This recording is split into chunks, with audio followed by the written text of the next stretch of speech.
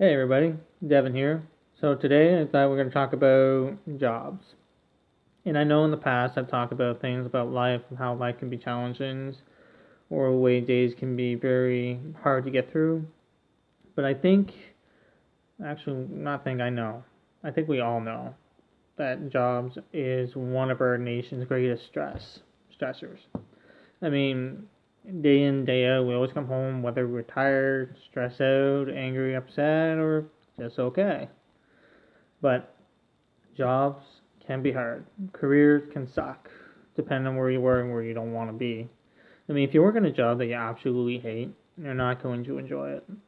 Or if you work in a career or job that you love, you're always going to have a smile on your face and you will do anything to help it or protect it, I guess. But not going to talk about the best thing about jobs. I'm going to talk about things that makes life a bit stressful because these are the things we don't always recognize through others or we don't always realize when we see how people feel or know what's going on through their lives, especially when it comes to emotions. I mean, I know that jobs can be very stressful and hard, whether in regards to trying to do it. Like if you work in a call center, that can go in favorably different way. That could be your worst nightmare or the best thing in the world. And of course, the only way to get the best thing in the world is usually commissions, big money, big bucks, more hours, or whatnot. The worst nightmares is where you're stressing out, you're freaking out, you get bad calls, you get shit pretty much, or you get bitched at.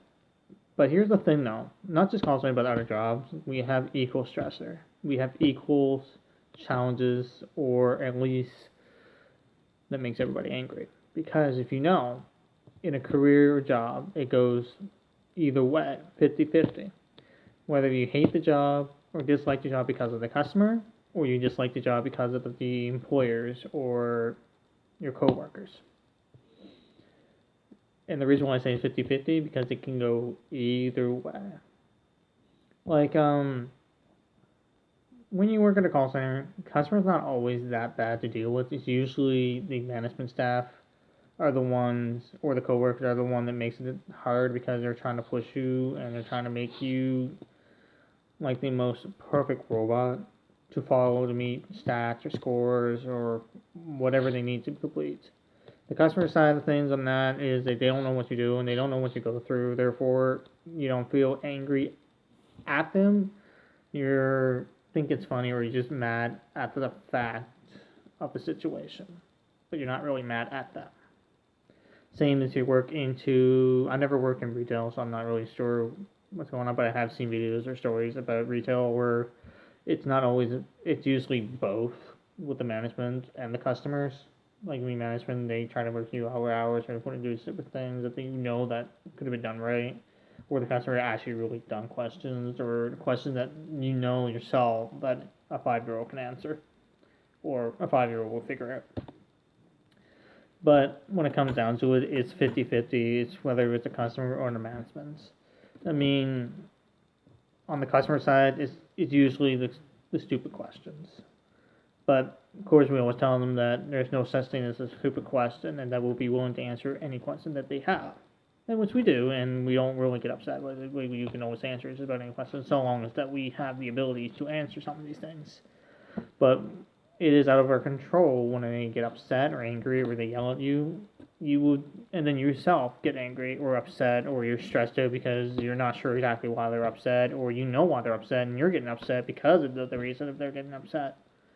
Or you're trying to find a way to make them happy, but you have nothing or you have no control over that situation. Therefore, you always go to your management or supervisor or boss. Or sometimes at the end of the income, they look at you, why couldn't you just do it that way? That could have saved you time or not. At the same time, you could have said, well, why couldn't you? Well, whatnot. And of course, the same story kind of goes over to the management side when it comes to your review or your scorecard or your stats and whatnot. I mean, when it comes to certain stats and you're failing one thing that are not really essential or really important, you know that's not really important, but yet they make it like it's a huge deal for a certain reason because the company needs to make money in a certain way. But either way, the company makes money because they have many operations, many other centers that they make tons. but yet they worry about the little things. And it's the same with any other career. They worry about the little things rather than the big things. I think with most corporations is that if you make big money, or you make a lot of commissions, or you bring the company too much money, that should be a good thing. But most companies treat it not, or they try to just neglect you, or something like that. But I'm not saying it's their fault, and I'm not saying it's the customer's fault. What I'm saying is that it's almost impossible to really understand and to be the best on both sides. I mean, if you're a person with depression or anxiety or stressor, or you have high blood pressure and everything like that, that's not something you really need or want in your life. That's you heard it, the expression, this job is going to be the death of me. Why? Because they stress you out, they make you go crazy, you're trying to figure out what the frig did I do wrong. Well, I'm going to tell you, as much as I'll tell anybody, you did nothing wrong, as long as you know what you were doing. The only way you do anything wrong, if you absolutely did it on purpose, for whatever reason. But if you did nothing wrong and you're just trying to make a living, or get to the point, or whatnot, then you did nothing wrong. You're just trying to do your job, and you're just trying to survive on an everyday day life. I'm a kind of person who's straight to the point. If you ask me a question, I'm going to give you a straight answer. When it comes to a conversation and whatnot, I'll try to make conversation, but when it comes to business life, I'm not really a conversationalist. I'm more like factual, straight to the point. This is what you need. This is what you need. Really, that's kind of how I see it. Especially, I won't, like, if you talk to me on the phone and you try to make a joke, I don't know if you made a joke or not. Because I'm not really thinking it. I'm not really focusing on it. I probably won't even care if you made a joke. Like, I'll try to chuckle and see that you were, but I'm not really going to, like, okay, you made a joke. Cool. I just need you to sign off on this purchase or something. Like, you gotta get me if the day go by or whatnot. But everybody's different. Everybody handles things differently and how they do and improve things. You could be the top of your team, or you could be the top of some sales or coworkers or whatever, for whatever career job you have. That really wouldn't matter. It's the small things that falls behind that's a success. Like if you're the high revenue, most companies not gonna really care that you brought in a high revenue. Just about anybody will bring a lot of revenue if they're like a multi-billion or $1 million company. That there will always be someone better than you. And that's logically thinking that's what makes sense. There's always going to be someone better than you, so why would you matter? Why should you be mattered? I mean, of course, you can say this one answer back to them, I'm making you money. Well, that's not enough. We need you to make sure that every satisfaction meets everybody's goal to the customers. And as well to the customer, they expect you to be perfect. They expect you to know everything. They expect you to give them what they want when it's there. So you're kind of a middle person. You're like the middleman between where like a boyfriend or girlfriend, they broke up, and you're best friend with both of them, and you have to pick a side which one you're on. And they're like hammering you at the same time, and they expect you to do this, and the other one expects you to do that, and you're kind of like, well, fuck this. I'm done. I don't want any part of this. But it's like that. And it's ridiculous. It's really ridiculous that the jobs and careers are like that, and they don't look at the bright side. They don't see like everything. But I get it.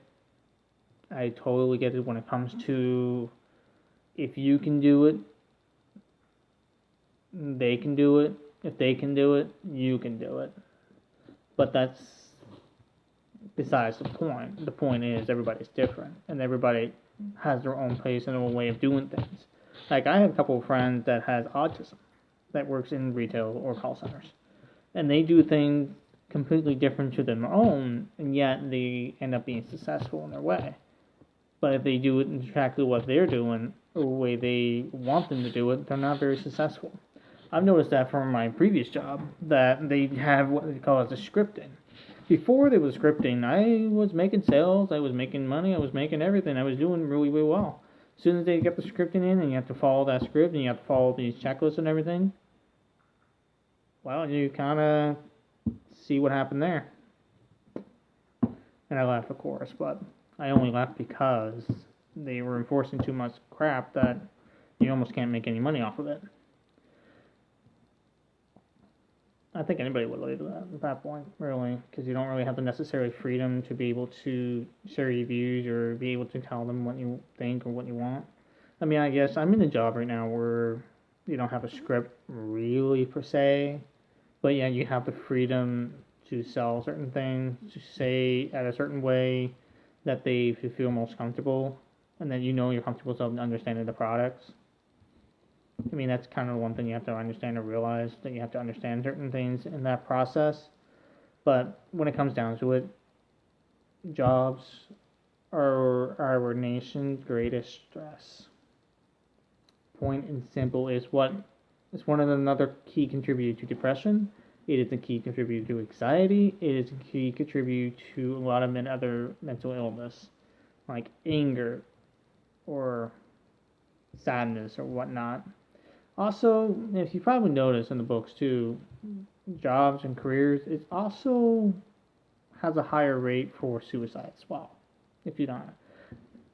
But not as high as, bullying or really, really depressed people and whatnot.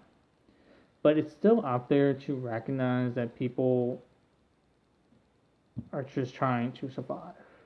And we're only human. We are only human to work, survive, eat, do things. We are only human. We are meant to make mistakes, and we are meant to screw up on things, but we're never perfect. We strive to be the best, but we always keep falling back because somebody else demands it a certain way. And that's what makes a person have anxiety. They cramp out, they go freak out, especially if they're getting warnings or terminations or anything like that, and they even get even more freaked out because they don't know what they're doing. They don't know what the fuck to do. Especially if they have to start looking for another job or see another job in that situation. Like, really, like, this world's gone to crap. It's gone to the shithole. Because no one really recognizes or understands the fact that we're just trying to survive. We're just trying to make a living. People like me, like, we're good. We're the good guys. We're just trying to live. We're just trying to get by. We're just trying to make better of our lives. While other people, like, people who don't really care, who doesn't really want to work or do their job, and they just want the money. That part I can see why they would hammer down on them, but here's the funny thing. They can hammer down on them as hard as they want, as much as they want, they still wouldn't care. Because they know in the end they're going to get fired, they're just there for the money. While other people like us are there for the money, but wants to contribute and work as hard as they can to ensure that they can get paid, rather than seem like you're worthless. And it kind of looks that way in our industry, in the career industry. I mean, criticism is what to expect it, and I get it. Criticism is there, and criticism is just one of our human natures, that we have to be criticized to do what we do and to be better, become better. But I think what most jobs and careers should do is do the sandwich method. You do the bread and you tell them what they're doing great, how they're doing it, and that they continue doing better in a certain area. Then you get your deli, your lettuce, your meat, your tomatoes, and all that, is where you get the beef. You tell them what they're doing wrong, why they're doing wrong, or help them understand what they're doing wrong so they know what they can do better, and then get the other end piece of the bread, which you tell them more positive. I always believe that you tell positive, then the negative, then the positive will always end the result of the person wanting to do better, because they know or recognize that person's not trying to be a pain in your ass. You're trying to be a pain in your ass, and you're just trying to do better and you understand what they're trying to do. Versus someone who's always giving you negative and you feel like, well, that person doesn't really care about me. That person thinks I'm worthless to the company. Well, I'm probably not gonna do as much as I want to, no matter how hard you try. And I think that's another depressing thing is that you can try as hard as you can, but you never seem to get better. But you know you're trying. And most people say it's all that really matters is that you're trying. If you show us you're trying, we'll keep helping you. But if you're not, you're not. Anyway, I know I'm making this a long ramble, but I think it's one of the serious things is that it is literally the thing that we do every day. Job is life, job is stressful, job is a living embodiment of death and evil. Unless you love it, then it's pretty much graceful, a Garden of Eden. Anyway, thanks for listening to my ramble or rant or whatnot, and that I hope you take some of these into thoughts and understanding, and maybe it will help you in your future. I will see you next time. This has been great. Thanks for talking.